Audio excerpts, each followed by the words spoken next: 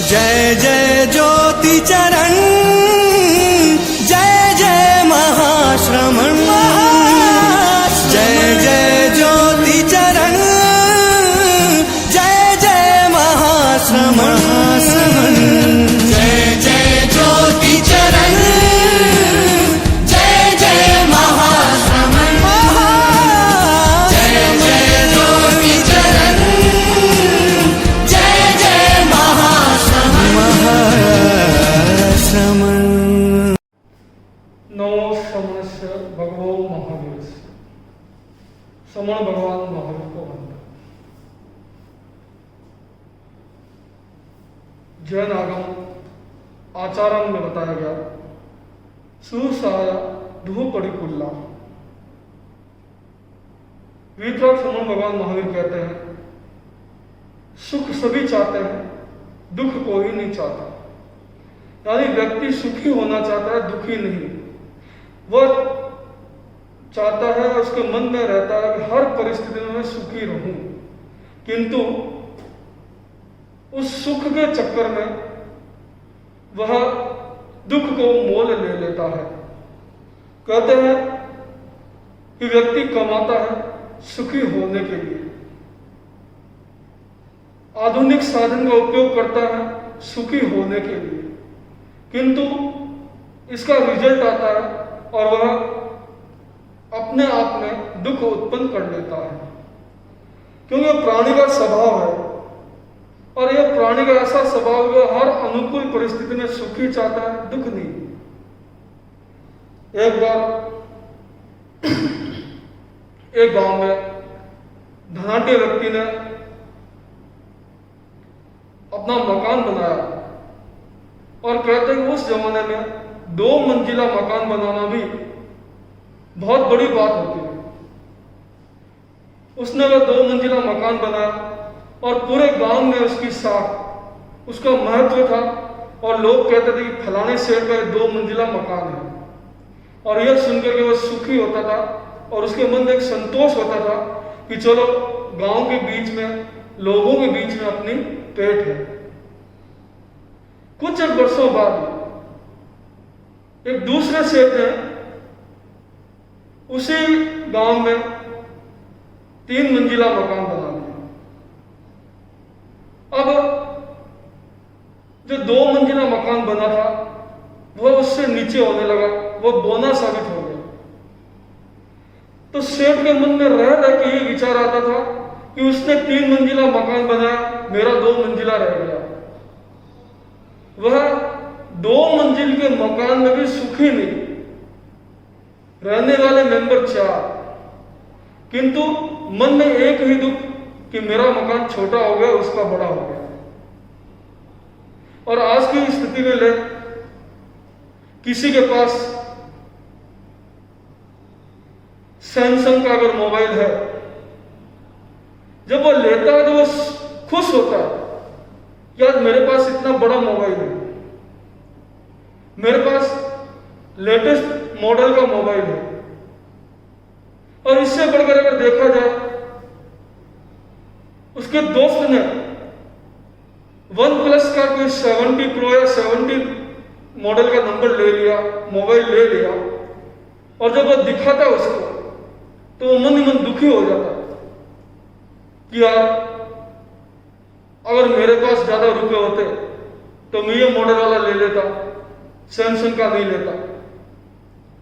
और उसी मित्र मंडल में अगर तीसरा दोस्त एप्पल का कोई लेटेस्ट मॉडल दिखा देता तो दोनों के मन में पीड़ा होती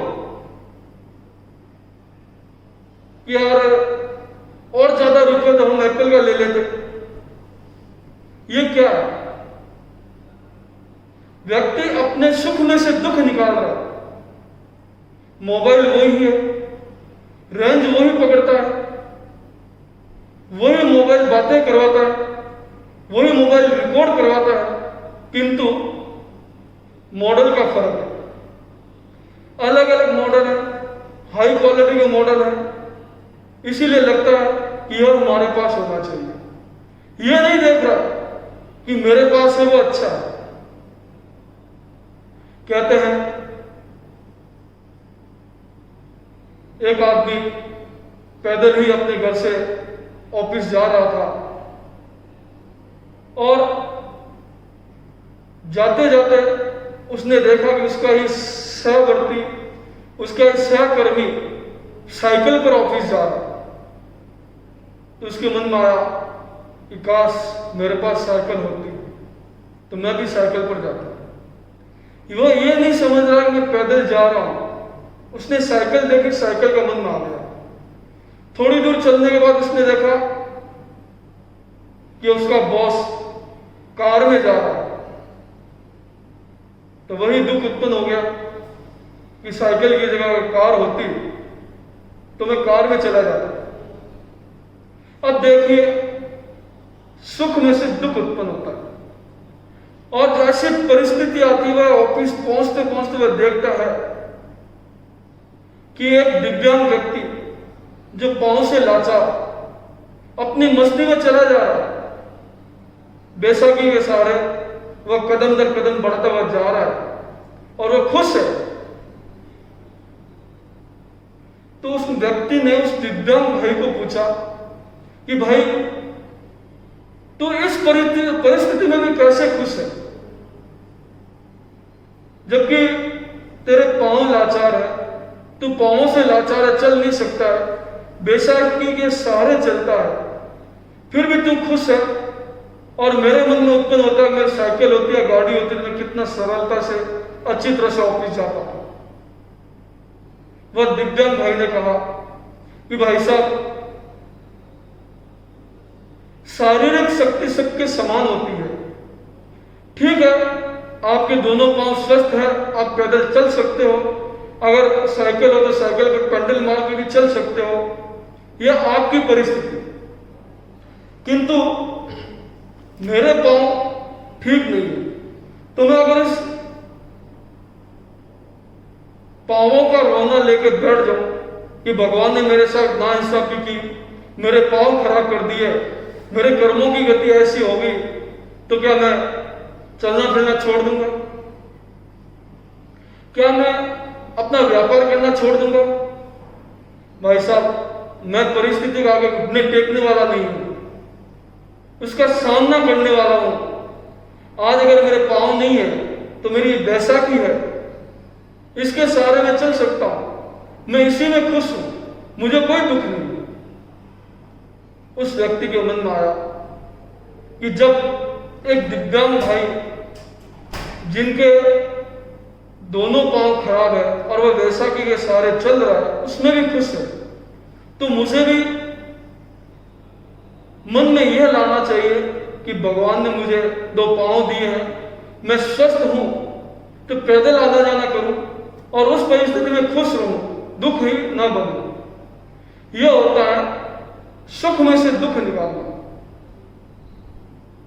दूसरी परिस्थिति होती है, व्यक्ति कितना ही दुखी हो, वह आर्थिक मामले में दुखी हो सकता है, पारिवारिक मामले में दुखी हो सकता है, किंतु वह यह सोचता है कि मेरे कर्मों का उदय है, अशुभ कर्मों के उदय के कारण मेरे साथ यह परिस्थिति बनी हुई है। मैं हो सके जब तक धर्म ध्यान करूं, हर परिस्थिति का समभाव से, समता से सामना करूं, जो आज है वो कल नहीं होगा।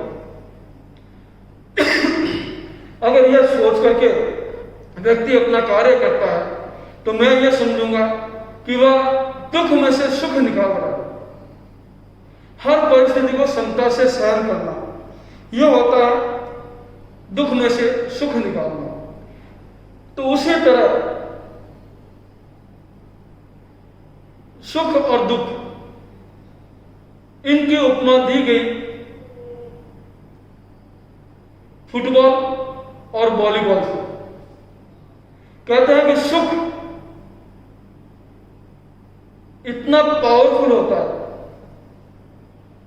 अगर व्यक्ति सुखी है, व्यक्ति के पास धन का कोई अभाव नहीं है, व्यक्ति के पास पारिवारिक शक्ति है और वह हर समय खुश रहने वाला है, अपने ही कार्य में मगन रहता है और समाज में अगर उसकी प्रतिष्ठा है तो लोग उसको अपने हाथों में रखते हैं, लोग उसको